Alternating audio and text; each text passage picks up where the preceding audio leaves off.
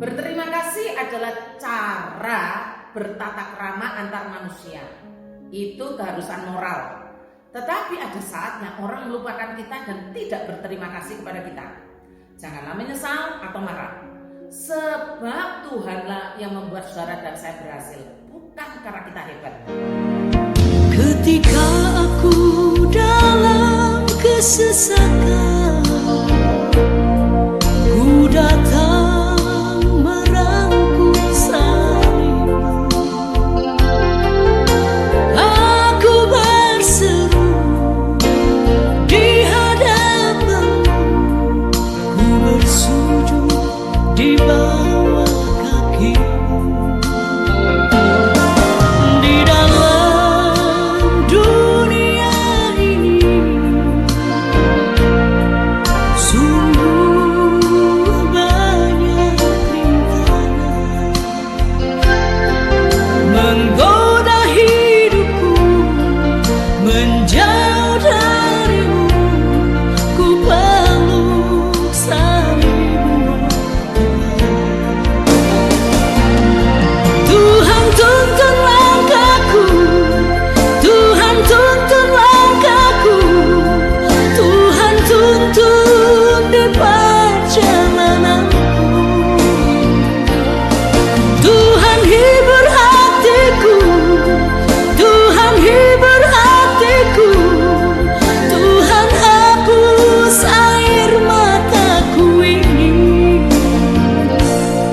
Tak dapat ku balaskan kebaikan-Mu Tuhan, hanyalah memuliakan nama-Mu.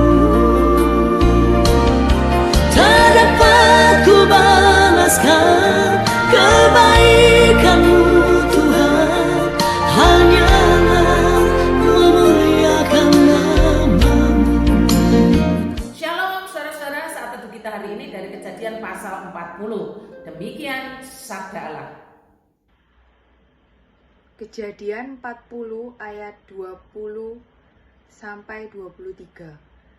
Dan terjadilah pada hari ketiga, hari kelahiran Firaun, maka Firaun mengadakan perjamuan untuk semua pegawainya. Ia meninggikan kepala juru minuman dan kepala juru roti itu di tengah-tengah para pegawainya. Kepala juru minuman itu dikembalikannya ke dalam jabatannya, sehingga ia menyampaikan pula piala ke tangan Firaun. Tetapi kepala juru roti itu digantungnya, seperti yang ditakbirkan Yusuf kepada mereka. Tetapi Yusuf tidaklah diingat oleh kepala juru minuman itu, melainkan dilupakannya. Pada masa itu mulai awal kitab Kejadian sampai Keluaran 19, Tuhan Allah belum memberikan hukum-hukumnya secara tertulis. Semua yang Tuhan sampaikan masih secara lisan dan bekerjanya langsung dalam hati seseorang. Karena itu setiap respon iman yang ditunjukkan bapak-bapak patriark sebelum Keluaran 20 selalu ditampilkan melalui perbuatan yang nyata. Jadi tidak dapat dihindari bahwa respon sikap dan perbuatan seseorang selalu menunjukkan siapa Allahnya. Sebenarnya respon iman itu tetap sama sih sampai hari ini. Apa yang dipercayai, itu yang ditaati. Siapa yang disembah, maka orang itu yang menaatinya. Pada saat kita membaca Kejadian pasal 40 ini, kita harus mengetahui walau sedikit saja latar belakang budaya zaman itu, yaitu zaman perbudakan. Zaman di mana manusia diperjualbelikan sebagai budak. Pada masa itu perbudakan atau perdagangan manusia hanya dilihat dari sisi ekonomi, soal untung dan rugi, soal si kaya dan si miskin. Yusuf putra ke-11 dari Yakub ini akhirnya menjadi salah satu budak yang diperjualbelikan. Pelakunya tidak lain adalah saudara-saudara sendiri. Memang tidak ada yang namanya penyesalan di awal. Penyesalan itu datangnya selalu di akhir atau di kemudian hari. Saudara-saudara Yusuf seharusnya tahu, walau zaman itu sudah lazim memperdagangkan manusia, tetapi karena Allahnya adalah pencipta langit dan bumi, perdagangan manusia itu tetap tidak lazim di mata Allah, tetap merupakan kejahatan. Ingat saja, walau masih merupakan hukum lisan, setiap kejahatan terhadap sesama manusia selalu terhubung dengan Sang Penciptanya, sebagaimana Habel yang dibunuh oleh Kain. Tuhan Allah mengatakan begini, darah adikmu itu berteriak kepadaku dari tanah. Demikian juga dengan Yusuf. Saudara-saudara, Yusuf sadar bahwa Allah akan menuntut kepada mereka atas perlakuan jahat mereka terhadap adiknya, yaitu Yusuf. Sementara pada pasal 40 ini Yusuf sudah menjadi budak, bahkan di dalam penjara. Cara Tuhan berpihak pada Yusuf bukan mengeluarkan Yusuf secara ilegal dari penjara, bukan saudara.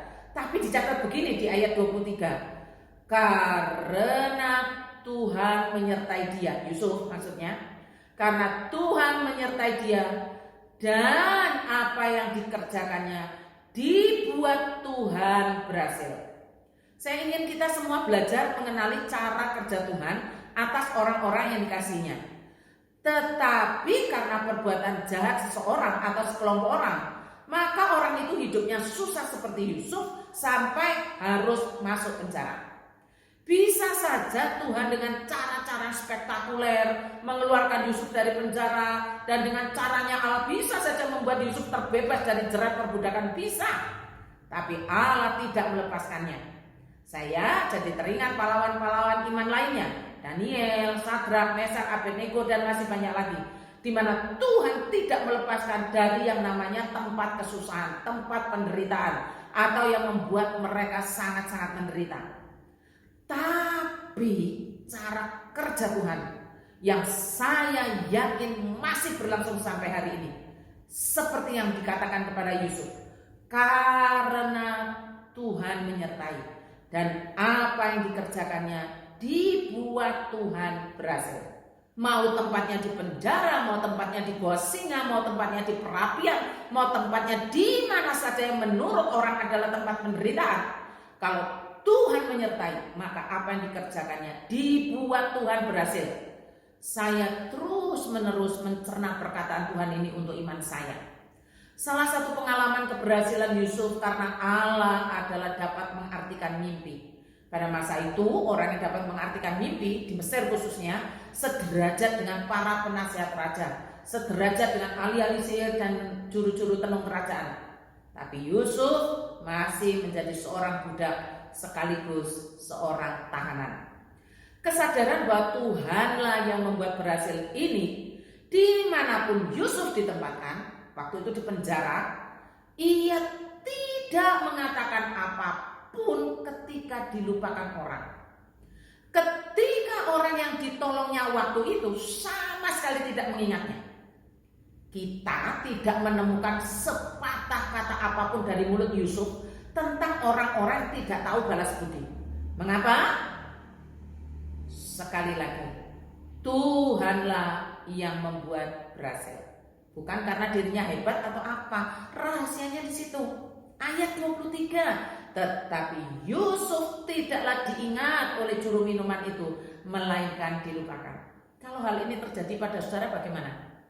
Saya yakin ketika saudara belum mendengar firman ini, pasti yang keluar dari mulut kita adalah caci maki, sumpah serapah, perkataan-perkataan kurang patut. Tapi sekarang ketika saya dan saudara paham bahwa dimanapun kita ditaruh, di tempat penderitaan sekalipun, dan Tuhan yang membuat berhasil, maka kita tidak mengharapkan apa-apa dari manusia. Harapan kita hanya kepada Allah. Tuhan memberkati. Terima kasih ya Allah, Engkau berkenan memberikan firman ini kepada hamba, dan hamba juga membagikan kepada jemaat-Mu. Kuduskanlah kami oleh firman-Mu yang hidup. Di dalam nama Tuhan Yesus kami bersyukur dan berdoa. Amin.